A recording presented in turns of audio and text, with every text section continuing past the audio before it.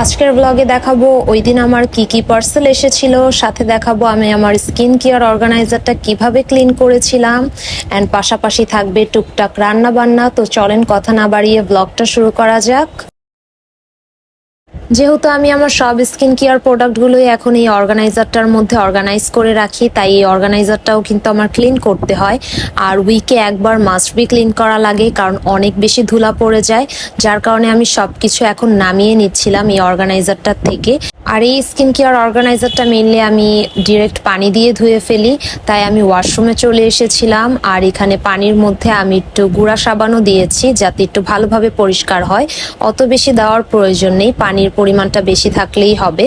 তো এখানে আমি পানির সাথে গুঁড়া সাবানটাকে একটু মিক্সড করে নিচ্ছিলাম। আর আমি অর্ধেক বালতির মতো পানি নিয়ে নিয়েছি, যেহেতু অর্গানাইজারটা লেন্থে বড়। তো এখানে আমি সুন্দর করে একটু পানি দিয়ে ধুয়ে নিচ্ছিলাম, ডিরেক্ট পানিতেই আমি এটাকে চুবিয়ে দেন ধুয়ে ফেলি। দেন উপরের পাশ আমি একটু পানি দিয়ে ধোয়ার পর আমি নিচের দিকটাও ধুয়ে নিচ্ছিলাম। আর এটা একটু সেফটি মেনটেন করে ধোয়াটাই ভালো, কারণ যেহেতু এটা চাচের একটা অর্গানাইজার, এটা ভেঙে যাওয়ার সম্ভাবনা অনেক বেশি থাকে।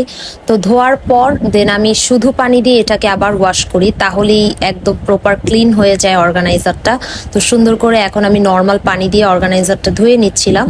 তো অর্গানাইজারটা প্রপার ক্লিন হয়ে গেলে এখন আমি বারান্দায় এটাকে এভাবেই রেখে দিব, এটা রোদের মধ্যে এমনিতেই শুকিয়ে যায়।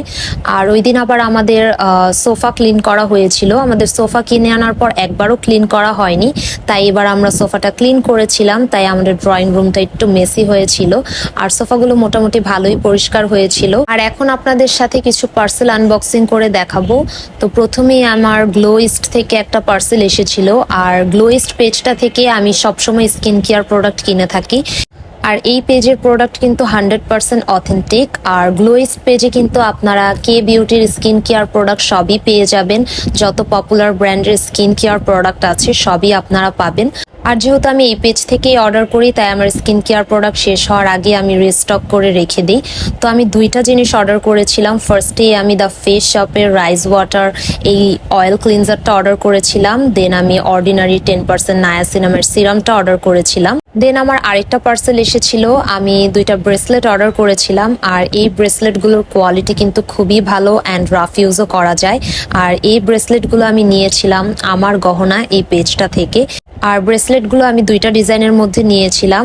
আর এদিকে আমি ব্রেসলেটটা একটু হাতেও পরে দেখলাম, আমার কাছে এই ব্রেসলেটগুলো খুবই ভালো লাগে। আর এখন যে পার্সেলটা আনবক্সিং করব সেটার মধ্যে মেইনলি একটা স্কার্ফ ছিল। তো আমি ওয়াইসেল ব্র্যান্ডের যে লোগো আছে সেই লোগোর প্রিন্টেড একটা স্কার্ফ অর্ডার করেছিলাম। আর স্কার্ফটা আমার বেশ ভালো লেগেছিল, তাই এটা আমি অর্ডার করেছিলাম। তো এইদিকে আমার অর্গানাইজারটাও শুকিয়ে গিয়েছিল। দেন আমি এখন সবগুলো স্কিন কেয়ার প্রোডাক্ট সুন্দরভাবে অর্গানাইজ করে নিচ্ছি। আর স্কিন কেয়ার প্রোডাক্টগুলো অর্গানাইজড থাকলে দেখতেও কিন্তু ভালো লাগে। যদিও এটা কেনার আগে আমি আমার ভ্যানিটির উপরে এভাবেই জাস্ট সাজিয়ে রাখতাম আমার স্কিন কেয়ার প্রোডাক্টগুলো, বাট এটা কেনার পর সুন্দরভাবে আমি একটা কর্নারে আমার স্কিন কেয়ার প্রোডাক্টগুলো সাজিয়ে রাখতে পারি, অ্যান্ড আমার ভ্যানিটিটা মেসিও হয় না। সো এই তো আমার সাজানো শেষ, এখন একটু রান্না বান্না করতে চলে আসলাম। তো আমি আজকে একটু ভাবছিলাম যে পাস্তা রান্না করব, তাই পাস্তা রান্নার জন্য ফার্স্টে চিকেনটা ম্যারিনেট করে নিচ্ছিলাম। এখানে আমি একটা ব্রেস্ট পিস নিয়েছি, যেটাকে কিউব কিউব করে কেটে এর মধ্যে এক স্লাইস লেবুর রস দিয়ে দিয়েছিলাম। দেন এখন আমি একটা চামচ মরিচের গুঁড়া, স্বাদ মতো লবণ, আর 2 টেবিল চামচের মতো আমি সয়া সস দিয়েছি। আর আমি একটু টমেটো সসও ইউজ করছি। সবসময় পাস্তা, স্প্যাগেটি সবকিছু রান্নার ক্ষেত্রেই আমি চিকেনটাকে এভাবে ম্যারিনেট করেই রান্না করি। আর যেহেতু লেবুর রসটা দিই, তাই কাঁচা কোনো ধরনের গন্ধ থাকে না। অনেকেই আমি দেখেছি যে এখানে আদা রসুন বাটা ইউজ করে, বাট আমি কখনো এটা ইউজ করি না, যেহেতু চিকেন অনেক তাড়াতাড়ি সেদ্ধ হয়ে যায় আর পিসগুলোও ছোট থাকে, তাই লেবুর রস দিলেই গন্ধ একদমই চলে যায়, কোনো ধরনের গন্ধই থাকে না। তো এখন সুন্দরভাবে আমি চিকেনটাকে মাখিয়ে নিচ্ছি।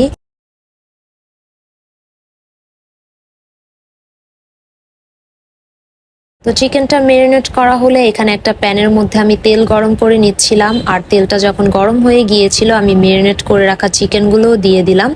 আর চিকেনটাকে এখন সুন্দরভাবে আমি একটু রান্না করে নিব। আর চুলার আঁচটা একটু আমি মিডিয়ামেই রেখেছি, মিডিয়ামে রেখে একটু সময় নিয়ে রান্না করেছি। আর 10 মিনিটের মতো রান্না করলেই এই চিকেনটা সুন্দরভাবে রান্না হয়ে যায়। আর এই চিকেনটা রান্নার সময় প্রথম দিকে আমি চুলার আঁচটা একদম কমিয়ে রান্না করি। দেন যখন পানি ছেড়ে দেয় আর চিকেনটা হয়ে যায়, তখন আমি চুলার আঁচটা বাড়িয়ে পানিটা পানিটা শুকিয়ে নিই, তাহলেই কিন্তু চিকেনটা একদম রেডি হয়ে যায়। দেন আমি পানিও গরম করে নিয়েছিলাম আর পাস্তাগুলো দিয়ে দিয়েছি। তো পাস্তাগুলোকে এখন সিদ্ধ করে নেব। আর আজকে আমি একদম দেশীয় স্টাইলে পাস্তা রান্না করব, কারণ বাসায় ক্যাপসিকাম বা আদার্স যে ভেজিটেবল থাকে সেগুলো কিছুই ছিল না, একদম নর্মালি পাস্তাটা রান্না করব। তো পাস্তাটা সেদ্ধ হয়ে গেলে এখন আমি পাস্তাটাকে পানি দিয়ে ধুয়ে নিচ্ছিলাম। আর পাস্তা সেদ্ধর সময় কিন্তু আমি তেল আর লবণ ইউজ করেছিলাম। তো এখন হচ্ছে পাস্তাটা রান্না করার পালা। তো ফার্স্টেই তেল গরম হলে এখানে আমি রসুন কুচিকে হালকা ব্রাউন করে ভেজে নিয়েছি। দেন আমি পেঁয়াজ কুচিও দিয়ে দিলাম। এখন পেঁয়াজটাকেও হালকা ব্রাউন করে ভেজে নিতে হবে। যখন রসুন আর পেঁয়াজটা হালকা ব্রাউন করে ভাজা হয়ে যাবে তখন আমি একটু কাঁচামরিচ কুচিও দিয়েছিলাম। আর আজকে যেহেতু দেশীয় স্টাইলে পাস্তা রান্না করছি তাই আমি ডিম দিয়েছিলাম আর চিকেনগুলো আমি দিয়ে দিয়েছিলাম। আর এই পর্যায়ে আমি পাস্তাটাও দিয়ে দিলাম। আর এখন সুন্দরভাবে মিক্সড করে নিলেই কিন্তু আমাদের দেশীয় স্টাইলে পাস্তাটা রেডি হয়ে যাবে। যখন একদমই বাসায় ভেজিটেবল থাকে না আর আমার পাস্তা খেতে ইচ্ছে করে, আমি ঠিক এভাবেই নর্মালি রান্না করি।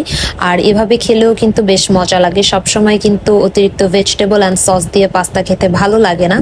তো পাস্তাটা রান্না হয়ে গেলে এখন আমি সুন্দর করে সার্ভ করেও নিয়েছিলাম।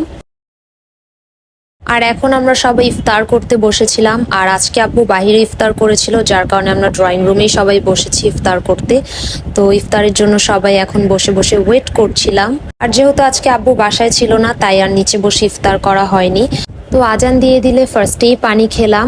আর ওই দিন আমরা সবকিছু আলাদাই খেয়েছিলাম, আর কি ওই দিন আমাদের বাসায় মুড়ি মাখানো হয়নি। আর এদিকে আমি বেগুনি খাচ্ছিলাম। আর প্রতিদিনই যেহেতু আমাদের বাসায় মুড়ি মাখাটা খাওয়া হয়, আজকে আলাদা আলাদা খেতেও তেমন খারাপ লাগছিল না। তো আজকের ব্লগটি এ পর্যন্তই। আশা করি ব্লগটি ভালো লাগবে। আল্লাহ হাফেজ সবাইকে।